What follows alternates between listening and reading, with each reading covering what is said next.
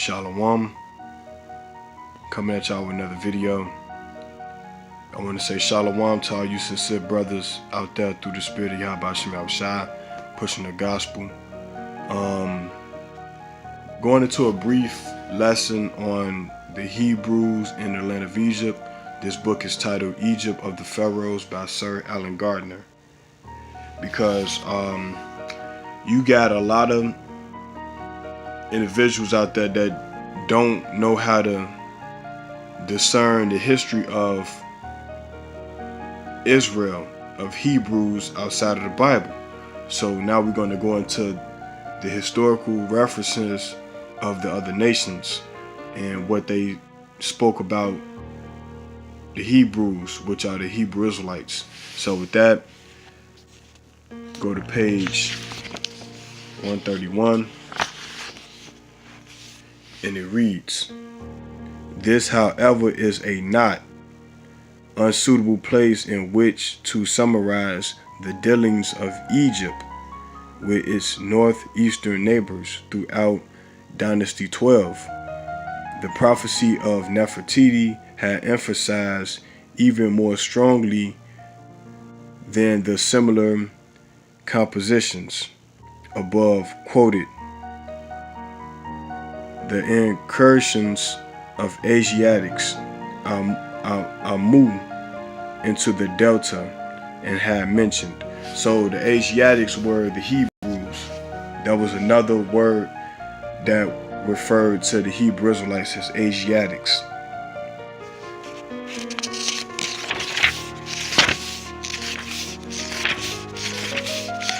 So from there we're going to go to page 144 because I heard a few individuals out there that said that the Egyptians never had slaves. So this is page 144. And it reads, "In another case, a wife was left among others."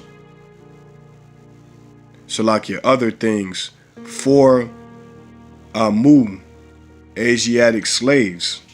So it say, in another case, a wife was left among other things for Amu, Asiatic slaves.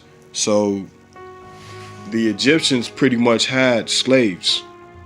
That's how they was able to be so powerful in the ancient world. They had slaves. And who were those slaves? Those slaves were Hebrews. This is page 203.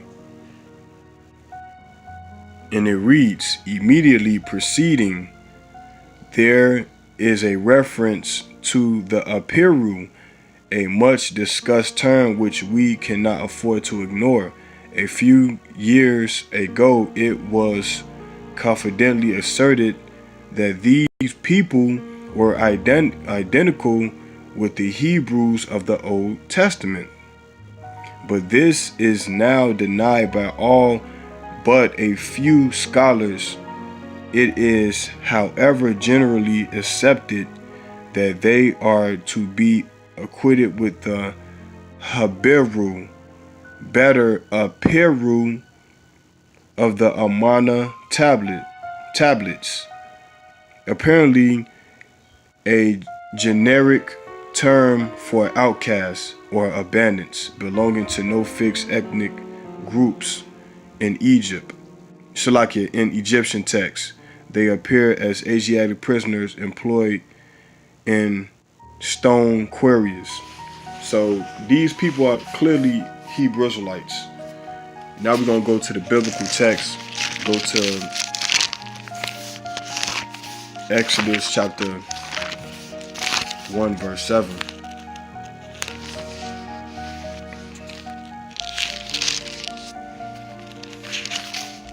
The book of Exodus chapter 1 verse 7. And it reads, "And the children of Israel were fruitful and increased abundantly and multiplied and waxed exceedingly mighty, and the land was filled with them." Now, when you go back into the book,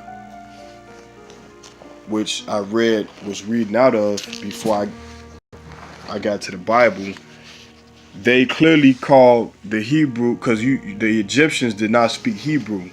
So they didn't just call them Hebrew. They called them Habiru or Hapiru, which means outcast or abandoned. Basically somebody that was a refugee. And the Israelites were refugees. So it's nowhere in the record where you're going to find, in the Egyptian record, where you're going to find the Israelites being referred to as the Israelites, because we got to go off of the linguistics of what language that was being spoken at the time. And at this time, the Egyptians called them Habiru or Apiru. So put that to the side. Let's get back to the biblical text. It reads, "And the children of Israel were fruitful and increased abundantly and multiplied and waxed exceeding mighty, and the land was filled with them." So this is what happened. This is what happened. The Israelites were fruitful and multiplied. Let me get the other account, because there's another account in the book of Psalms, chapter 105, verse 23.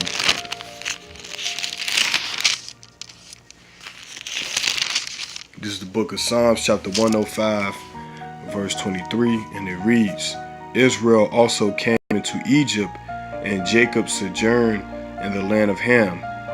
And he increased his people greatly and made them stronger than their enemies." So that's what was happening. The more we was afflicted, the more we multiplied. Now I'm going to show you a picture from the tomb of Nati in Thebes. As you see, these are the Hebrews that you see working. Black people, so-called dark-skinned people. And then on this side right here, you see the Egyptian pharaoh sitting down right here while they working. So pretty much Esau knows the history of the true Hebrews of the Bible. He know that they are black people, not the people that you see in Israel today. They was placed in that land in 1948 by the British mandate. You know, see, this information has been here for years, man. But you know, the Israelites, which are you Hebrews, you so-called African Americans, Latinos, and Native American Indians, you don't go into these records because it's an agenda to destroy you. So let me go to the book of Revelation, and I'll close out on that.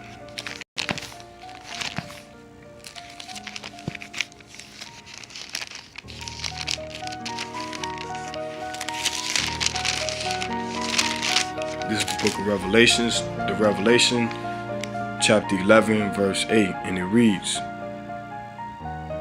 Salakia, try to get that focus on okay. "And their dead bodies shall lie in the street of the great city, which spiritually is called Sodom and Egypt." So in ancient Egypt, we were slaves. In ancient Egypt, we were slaves. We just read the history. Now, in this Egypt, which is America, which is Babylon, they had our people as slaves again. So history repeats itself. It say, Egypt, where also our Lord was crucified. And how did they crucify Yahushua for a second time? They put up the white boy, Cesare Borgia, to take the place of our Lord, a sodomite. So it said, well, also our Lord was crucified. So this place that we in, Babylon, is known for sodomy, homosexual acts, and is spiritually Egypt, which, just like the Egypt we read, the history of Egypt, the same thing is going on here. So with that, I hope this lesson was edifying through the spirit and power of Yahweh Shem Yahushua. I'd like to say peace, power, safety, and salutations to you, you brothers out there preaching and teaching the gospel to the best of your ability. And with that, I want to say shalom.